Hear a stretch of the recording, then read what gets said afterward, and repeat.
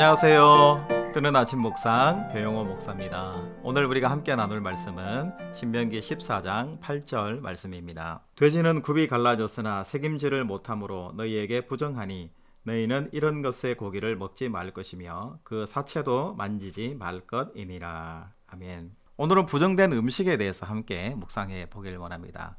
여러분, 기독교인들이 살아갈 때 먹지 말아야 될 음식이 있을까요? 여러분, 이런 생각을 한번 해보신 적 있나요? 주로 마음속에 생각하시는 것은 제사 음식은 먹으면 안 되고 성경에서 먹지 말라고 한 부정된 음식들 중에서 가급적이면 안 먹는 게 좋겠어, 이렇게 생각하시는 것이 기본적인 생각인 것 같아요. 그런데 이렇게 한번 돌아보면 우리가 먹지 못하는 음식은 없는 것 같고 하나님께서 먹지 말라고 하신 음식 또한 없는 게 아닌가라는 생각을 가질 때가 많이 있는 것 같아요. 오늘 말씀해 보면은 먹지 못할 음식들로 토끼라든지 사반이라든지 낙타라든지 그 중에서 가장 중요한 것 돼지고기를 지금 이야기를 하고 있어요. 여러분, 그런데 하나님께서 왜 낙타, 사반, 돼지고기 이런 것들에 대해서 왜 먹지 말도록 금지하셨을까에 대해서 한번 생각해 볼 필요가 있는데요.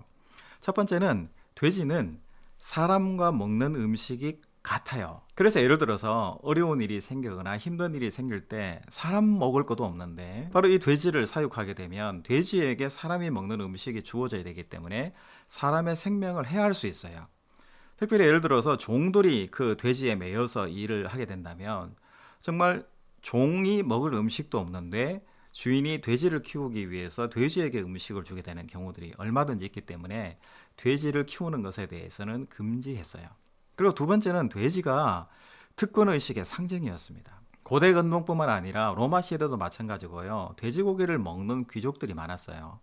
그래서 이 돼지는 귀족들의 신분을 유지시켜줄 뿐만 아니라 부의 상징이었기 때문에 이 돼지를 먹는 것에 대해서 하나님께서 금지시하신 거예요. 뿐만 아니라 다른 동물들은 털이라든지 가죽이라든지 고기라든지 우유라든지 이런 것들을 우리 인간에게 제공을 해요.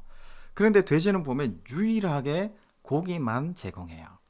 그렇기 때문에 돼지가 우리 인간에게 유용하지 않기 때문에 하나님께서 키우지 못하도록 그렇게 금기시하신 것이 사실이었어요.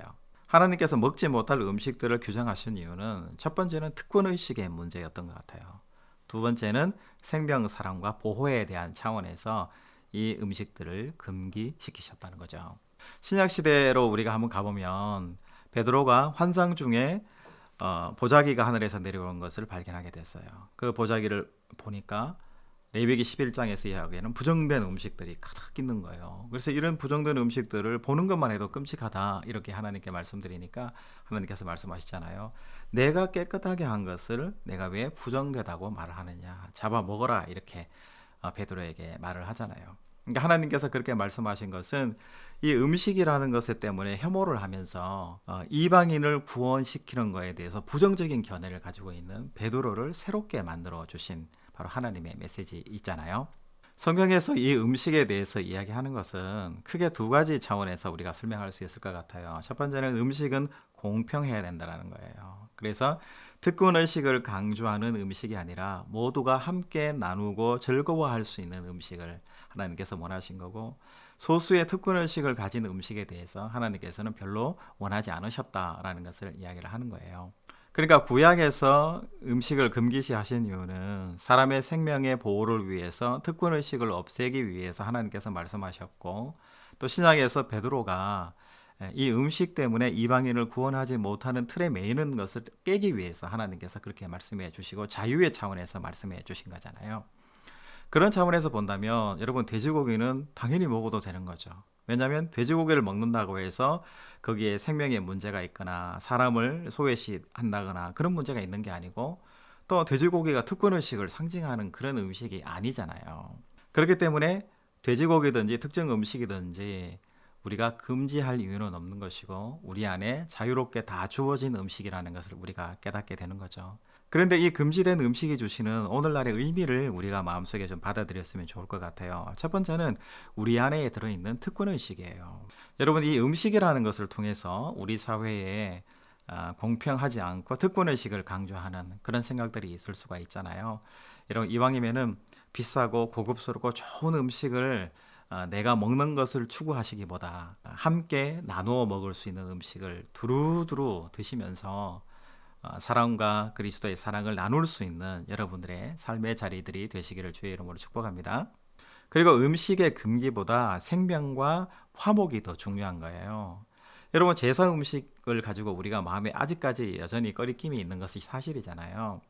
그런데 이 제사 음식을 먹음을 통해서 많은 분들에게 또 선교의 차원이 될 수도 있겠고, 음식을 함께 나눔으로 대화함으로 그들과 함께 예수 그리스도의 복음을 전파할 수 있다면, 그냥 먹느냐 먹지 않느냐는 바울의 말처럼 자유에 있는 것 같아요.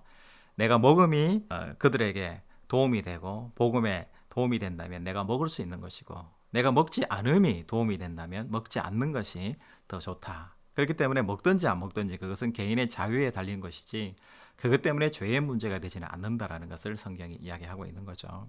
그리고 또 한 가지는 바로 음식 속에 뭐가 있냐면 바로 생명이 묻어나 있는 거예요. 성경의 이런 차원에서 우리가 한번 생각해 볼 수 있는 것은 개고기인 것 같아요. 여전히 여름철이 이제 지났습니다만은 이 개고기를 먹는 분들이 이 교회 내에서도 아직까지 많이, 시골에는 많이 있다라는 이야기를 제가 종종 듣게 돼요. 이제 개는 우리 삶의 자리에서 동반자가 됐고 가족처럼 친구처럼 된 동물 중에 하나가 개나 고양이인 것 같아요. 그런 것들은 음식이 아니라 이제 이미 음식의 개념에서 벗어나서 동반자가 되었으니까, 여러분 동반자로 친구로 여러분 생각해 주셔서 여러분 친구나 동반자를 잡아먹는 일은 없잖아요. 그렇게 생명을 사랑하고 존중하고, 이왕이면 피 흘리는 동물이 숫자가 줄어들 수 있도록 육식보다는 채식을 많이 하시는 것이 성경적으로 훨씬 생명을 사랑하고 존중하는 가치가 되지 않나라는 생각이 듭니다. 여러분, 오늘 말씀을 잘 묵상하셔서 음식 속에 금기하신 하나님의 뜻을 생각하시기 바랍니다.